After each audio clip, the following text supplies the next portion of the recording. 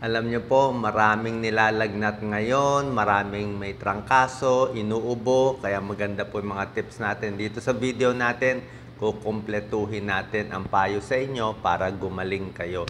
Pag-usapan natin yung tatlong bad signs na pag meron itong tatlo, kailangan makita ng doktor. Ito yung mga emergency signs. Pag-usapan din natin yung mga unang senyales, yung bagong-bago pa lang yung flu, kung anong mararamdaman, anong gagawin, anong hindi gagawin, anong iinumin na gamot, at iba pa. Okay? So, unang-una, kailangan malaman natin, pag nilalagnat tayo, masama pakiramdam, trangkaso ba to o sipon lang? Yun ang mahalaga. Trangkaso or sipon. Kasi pag sipon, hindi ganun ka-serious. Pag sipon, usually walang lagnat, parang nababahing ka lang, di ba? Pero pag flu, mas matindi ang trangkaso. Talagang masama pakiramdam mo, masakit ang ulo mo, mas malala. Tsaka mas may komplikasyon ang flu, mas binabantayan. Mas deadly ang flu sa matanda at sa bata. Pero ang sipon, medyo okay lang ang sipon eh. Ano muna ang unang senyales ng flu o trangkaso? Yung unang-una. Okay? Siyempre, minsan, ang unang senyales is lagnat. Mataas na lagnat, lampas 38 degrees, pwede yon. Pero yung iba, minsan parang ano lang eh, parang binabahing ka lang, nababahing tapos makatila lamunan. Minsan doon lang nag-uumpisa, parang bakit ako bahing ng bahing? Bakit makatila lamunan ko? Minsan yun lang ang first sign. Tapos parang may konting ubo-ubo, konti. Okay? Tapos parang pagod ka konti, parang mas pagod, mas may tumutulo ang sipon, ibig sabihin nag-uumpisa na. Yung muscle pain, body aches, usually mga day 1, day 2 yan. Tsaka sa akin, may napapansin pa ako Yung magkakaroon ka na ng trangkaso, bumibilis yung heart rate. Ako bilang cardiologist, alam ko kasi kung normal heart rate mo ay 70 or 80, magiging 90 siya o 100. O bakit mabilis heart rate ko?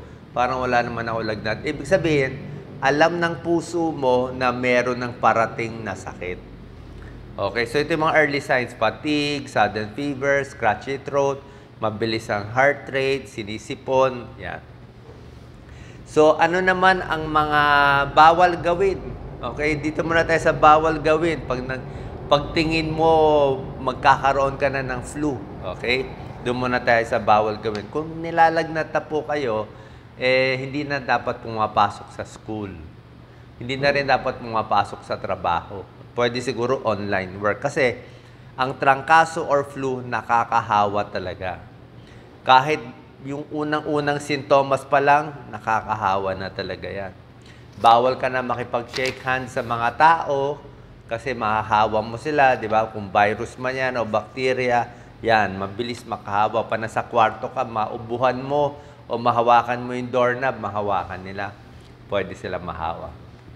Bawal gawin, number 3, huwag ka na mag-exercise, huwag ka na magpagod. Okay, mahina na yung katawan mo, don't push yourself. Kasi ang trangkaso, usually ang lagnat, 3 days 2 days, 3 days, 4 days, palala ng palala, progressive illness siya. Ibig sabihin, lalala mo na yung sakit bago gaganda. So, pag pinush mo yung sarili mo, baka hindi ka makarecover. Lalo pang tumuloy. Number 4, sa pagkain, iwas mo na sa mga matatamis, processed foods, yung mga walang sustansya, junk foods, kailangan mo ngayon masustansya. Number 5, huwag ka mag-skip ng pagkain. Dapat, yung iba kasi pag may lagnat, ayaw na kumain, kailangan kakain pa rin. Diba? Chicken soup, maganda yung mga chicken soup, kailangan meron ka pa rin kinakain. Number 6, huwag basta-basta iinom ng kung ano-ano. Baka meron kayo alam ng mga remedy na basta ginagawa. Siyempre, minsan ang trangkaso kasi gagaling din Tapos, number 7, huwag din maninigarilyo kasi nga pwede masira ang baga. So, ano gagawin natin kung may trangkaso? Okay? So, ito na yung mga gagawin. Siyempre, hugas kamay. Huwag mo na magtatrabaho. Pag inuubo, di ba? Ingat tayo na hindi natin. Like pag si Doc Lisa may trangkaso, so ingat na hindi ako mahawa. O kung ako may trangkaso, ingat. Kasi pag tabi pa rin kayo, pwede mahawa. Pumili ng healthy foods, di ba? Mga chicken soup. Ang chicken soup, meron siyang amino acid na cysteine. Itong amino acid, maganda yan. Pampalakas ng immune system. Prutas, gulay, matataas sa vitamin C, orange juice, dalandan juice. Okay lahat yan. Konting kalamansi, yan, mga hot. Pwede rin, mga chamomile tea, may tulong yan. Number 4, maraming tubig iinumin. Yan, maraming tubig. 10 to 12 glasses of water or fluid in a day. Pwedeng tubig, pwedeng tsaa, pwedeng juice. Iwas sa alak, iwas sa kape. Kasi alak and kape nakaka-dehydrate. Pag mataas ang lagnat mo, di ba, taas ang lagnat, umiinom tayo ng paracetamol. Bukod sa paracetamol, ang magandang pampababa ng lagnat, alam nyo ano, pampababa ng lagnat? Tubig. Uminom ka ng tubig, maligamgam, di ba? Maligamgam na tubig. Tapos pag ininom mo siya, mamaya maiihi ka na, di ba? Pag ihi mo, kita mo yung ihi mo, sobrang init. Diba? Parang may lagnat yung ihi. So, pag inom mo, normal yung temperature ng water dahil mainit ka. Paglabas ng ihi mo na mainit yung ihi mo, bababa ang temperature mo. Diba? Napakaganda. So, yung init malalabas dahil dun sa tubig. Diba? Siya yung parang sa kotse, di ba? Pag nag-overheat, anong kailangan mo sa kotse? Kailangan may tubig ang radiator, di ba? Nilalagay mo ng tubig yon, di ba? Nag-overheat eh. Ganon din ang tao, nag-overheat tubig. Nag-overheat sa lagnat, kukuha ka ng basang tuwalya, lagay mo sa isang lababo, di ba? May tubig, maligamgam, okay. Medyo, basta wag mainit. Tapos dinadampi ito kasi mainit to eh. Dito mo nilalagay, sa kilikili mainit, sa singit mainit, punasan mo dibdib, punasan likod, hayaan mo matuyo. Diba? So, kinuha mo yung heat, nilabas mo. Parang uminom ka ng tubig, inihi mo, yun ang maganda. Yan ang natural na pampababa ng lagnat. Okay? Bakit natin gusto bumaba yung lagnat? Ayaw natin mataas yung lagnat. Okay? Siyempre, hindi ka muna papasok sa work. Ito, pahinga. Very important. Pahinga. Higa. Rest talaga. Huwag ka na gumalaw. Bahay lang muna. Kain, tulog, pahinga. Kasi kailangan mo yan para malabanan yung virus o bacteria. Okay? Isa pang tip na napakahalaga, sinasabi ko nga sa lagnat, no? Huwag mo hayaang sumobra taas ang lagnat. Ulitin ko important kasi don't let the fever go high. Ano ibig sabihin? Hindi mo pwede pabutin ng 39, 40 degrees, 41 degrees, baka mag-convulsion eh. Pag umabot ng 40, 41, parang naluluto na yung utak natin. Naluluto. Magkukumbulsyon, seizure, baka mamaya magkaroon ng permanent brain damage. Kaya, pag ganyan ang kataas, 39 na, bukod sa tubig, punas-punas, may paracetamol. Paracetamol, pag matanda, 500 milligrams every 4 hours usually, kung tuloy-tuloy. Kung di man ganun kataas ang lagnat, paracetamol, pwedeng 3 times a day, 4 times a day. Next tip, number 10 na yung tip ko, pwede i-consider kung kailangan mo ng antibiotic o hindi. Okay? Hindi naman lahat ng lagnat binibigyan ng antibiotic. Dapat naman doktor ang magre-reseta sa'yo. Oo, kung may chance, may pera, magpakonsulta. Kailan magpapakonsulta sa lagnat? Mamaya ituturo natin. No? Siyempre, pagtingin mo, malala. Diba? Ano ang binibigyan ng antibiotic ng doktor? Okay, ganito. Usually, kung may blood test, makikita kung mataas yung white blood cell. Diba? Baka bacterial infection. Antibiotic, pag yung plema talagang madilaw. Alam mo, madilaw yung plema. Pag nagkaroon mo kang pulmonya na, iba yung pangit na yung tunog. Diba? Yung tunog ng halakhak na may laman na talaga na plema. Yan, no? So, yun, minsan antibiotic. Yung may sore throat, yung malalaki ang tonsils, antibiotic na rin yun. So, yun ang mga consideration na pagduda tayo, bacterial infection. Yung mga typhoid fever, may special antibiotic din yun. Okay, so number 11, rest, sleep. Number 12, dapat yung kwarto mo malamig-lamig. Piliin mo yung pinakamalamig na kwarto pag may lagnat. Okay? Tapos yung mga vitamin C rich foods. Yan. Pwede ba maligo? Pwede maligo siguro pag hindi na ganun kataas yung lagnat. Kung medyo okay-okay ka na. Kung hindi, punas-punas na lang.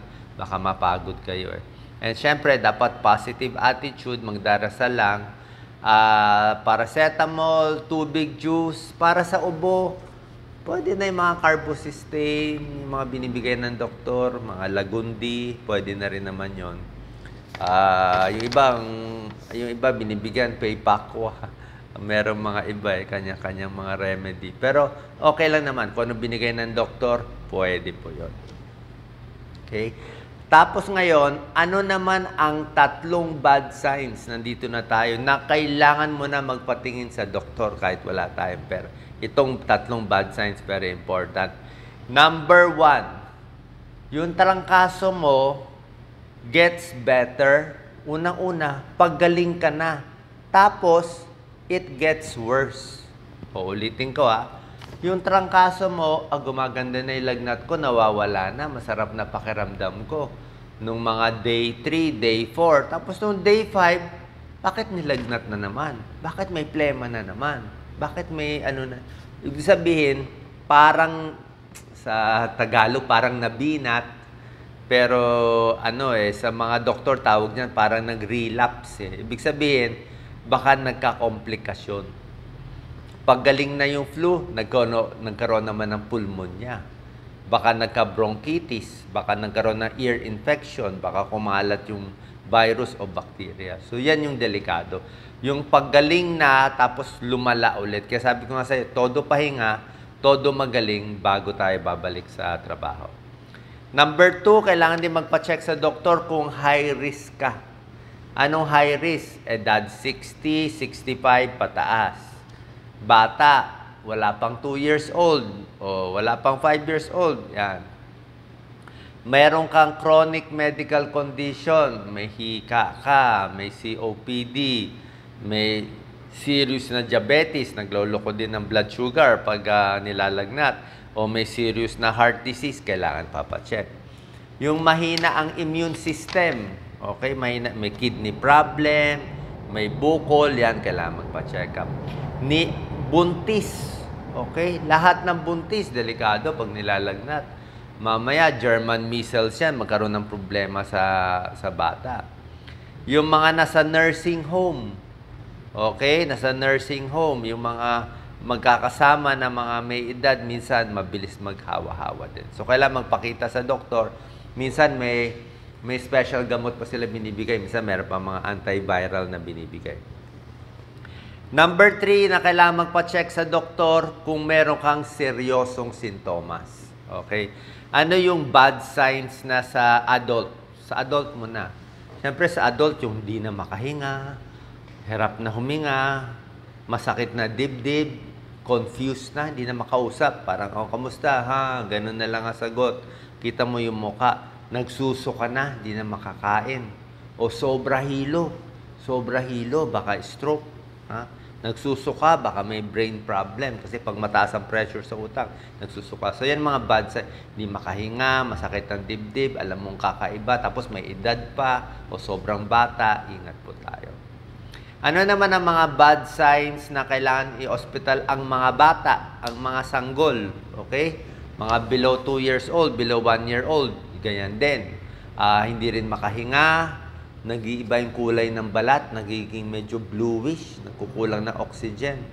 Irritable, hindi na makainom, hindi na makakain yung bata. Pag umiiyak, wala ng luha. Yan Pag umiiyak, wala ng luha, dehydrated yan. Kaya sinabi ko sa'yo, tubig Kasi nga, pag nilalagnat ang tao, mabilis ma-dehydrate. Pag nilalagnat ka, nauubos rin yung tubig mo, kaya ang ihi natin very yellow Para ka na rin nagtatay. So, irritable, yung mga may rashes, bata, so may lagnat, may rash, ang daming klaseng sakit na may rash, kailangan makita rin. Ano ba to? Hand, foot, mouth ba to? O anong problema? Okay? So, yan po yung mga warning signs, tapos yung mga gagawin. Sana nakatulong to para alam natin ang gagawin sa unang senyales ng lagnat or trangkaso. Salamat po.